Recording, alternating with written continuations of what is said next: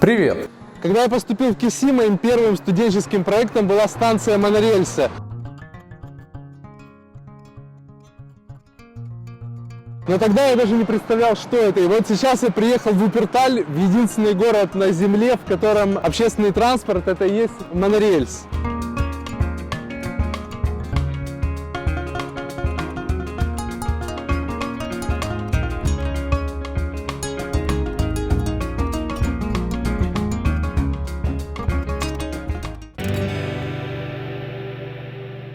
Здесь это называется Швебебан. С немецкого это переводится как подвесная дорога, и технически это название неправильное, потому что в отличие от железной дороги с магнитной подвеской существует постоянный контакт между маршрутом и транспортным средством, а в отличие от железной дороги с канатной подвеской этот маршрут жесткий. Правильный термин — это как раз монорельсовая дорога. Вся система монорельса, или как здесь называют Швебебана, была построена в начале 20 века.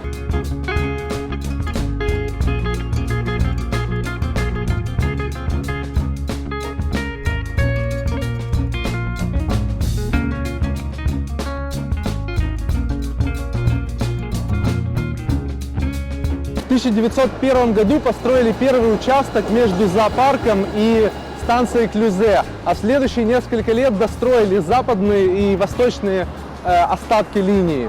Только западный участок линии проходит над городом, а основная часть проходит над рекой Вуппер. В честь нее и назван город Вупперталь.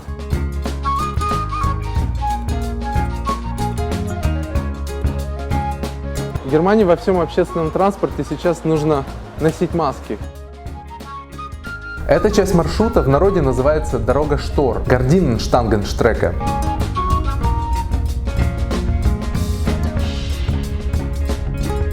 Так как вагоны проходят на уровне верхних этажей домов, некоторые джентльмены осматривают дамочек в пеньюарах в окна. Поэтому компания-владелец монорельса оплачивала шторы жителям, чьи окна выходят в сторону Швебебана.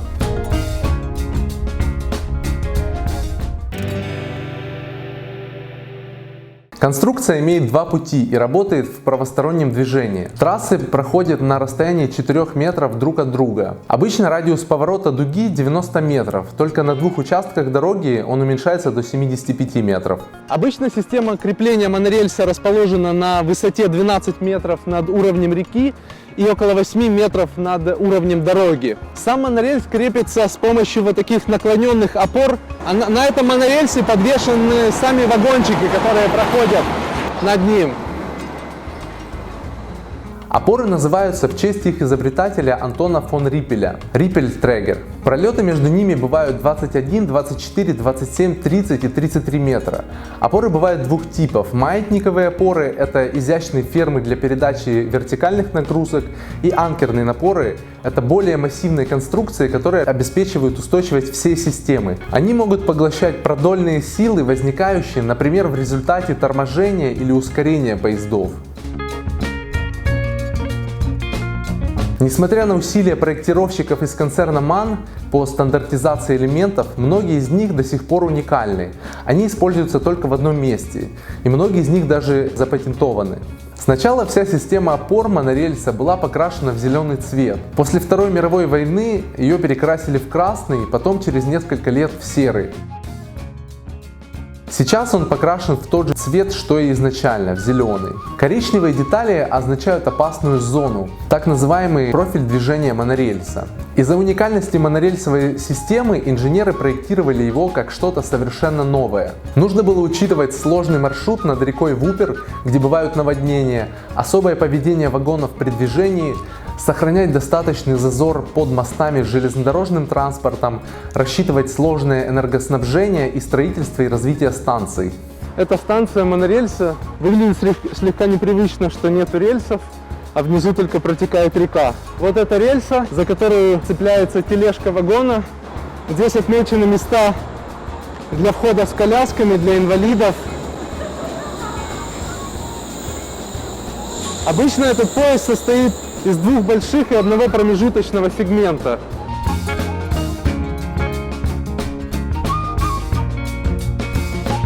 Интерьер салона приятный, в принципе довольно простой, с большими панорамными окнами. Сиденья располагаются в 2 ряда с одной стороны, а входные двери с другой. Это конечная станция монорельса и депо. Вот здесь можно увидеть переводные стрелки. Если вагон едет обратно по маршруту, он проходит по кругу, а если стрелка переключается сюда, тогда вагон уходит в депо. Вот этим паровым напором омывается механизм кареток. Система монорельса как полноценного общественного транспорта существует только в Вуппертале. И это связано с его градостроительным аспектом. Сам Вупперталь расположен по течению реки и с 2 сторон зажат сопками. Из-за этого городская площадь сильно ограничена. И монорельс решает эту проблему. Он проходит по большей части над рекой и делает территорию самой реки полезной. Вуппертальская монорельсовая дорога считалась самым безопасным транспортным средством в мире до 12 апреля 1999 года, когда рабочие забыли снять строительный зажим с рельсы, и вагон на нее напоролся и упал в реку. Тогда погибло 5 человек. Один из вариантов эвакуации пассажиров в случае технической проблемы с подвесным вагоном, его может вытолкнуть следующий поезд. Он медленно подходит к неисправному поезду, и вагоны автоматически сцепляются и едут в депо, где их можно уже расцепить.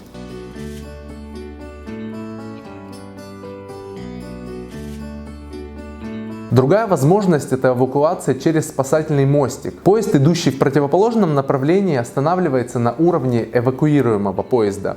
И машинисты снимают окно в средней части поезда, и пассажиры могут спокойно пересесть на поезд напротив. Этот аварийный мост использовался только 1 раз, в 1989 году. Время в пути по всему маршруту полчаса. Ежегодно регистрируется почти 25 миллионов пассажиров. Длина всей линии чуть больше 13 километров, разбита на 20 станций. Ходит Швейбебан с периодичностью 4-5 минут, то есть на него можно положиться как на полноценный общественный транспорт. Всего линию обслуживают около 30 составов, большинство из них это новенькие вагончики 2015-2016 годов выпуска. Сейчас остается только несколько старых вагонов из 70-х годов, и они все немецкой марки MAN. И только один остается исторический, который дизайна еще начала 20 века.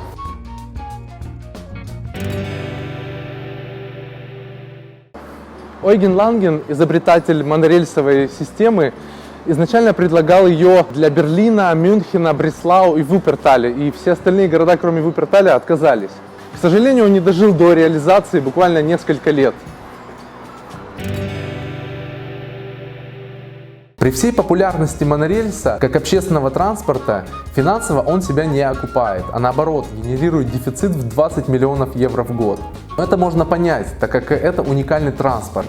Его техническое обслуживание обходится дороже, чем широко распространенному транспорту типа трамвая или троллейбуса.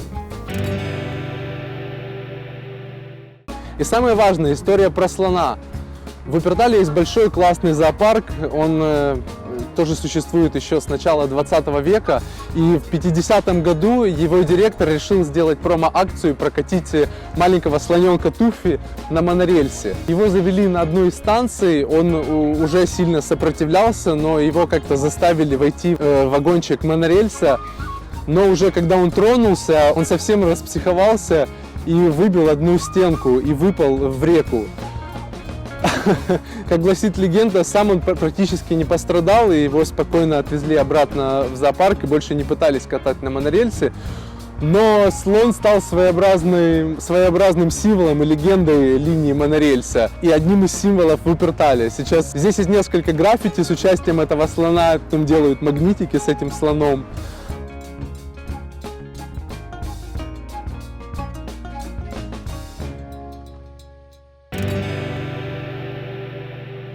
Если вам понравилось видео, ставьте лайк, подписывайтесь на канал, а следующее видео будет про современную архитектуру в Будапеште.